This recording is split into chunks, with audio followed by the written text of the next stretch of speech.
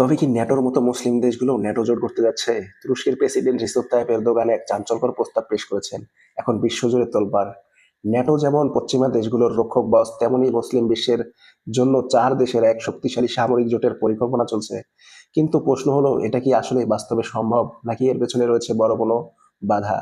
এই জোটে থাকার কথা 4 দেশের নাম: তুরস্ক, ইরান, পাকিস্তান এবং কাতার। সাম্প্রতিক ইরানকে ঘিরে যে যুদ্ধের দামামা বেঁধেছে, তাতে আঙ্কারা এই জোটের তৎপরতা বাড়িয়ে দিয়েছে।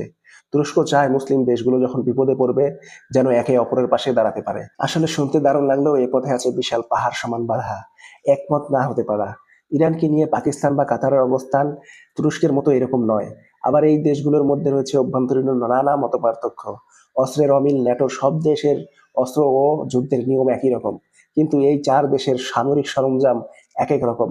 কেউ কিনে থাকে রাশিয়ার কাছ থেকে, আবার কেউ কিনে থাকে আমেরিকার কাছ থেকে। ফলে যুদ্ধে নামলে একে অপরের সাথে তাল মেলানো অনেক কঠিন হয়ে পড়বে। অভিজ্ঞতার অভাব। ন্যাটোর কয়েক দশকের যৌথ যুদ্ধের অভিজ্ঞতা থাকলেও এই দেশগুলোর মধ্যে এখনো কোনো সামরিক সরঞ্জাম গড়ে ওঠেনি। তাহলে কি এই জোট স্রেফ একটা স্বপ্ন, নাকি এরদোগানের হাত ধরে বদলে যাবে মধ্যপ্রাচ্যের ইতিহাস? অনেকেই মনে করছে পশ্চিমা শক্তির দাপট কমাতে এই জোট হতে পারে তুরুপের তাস।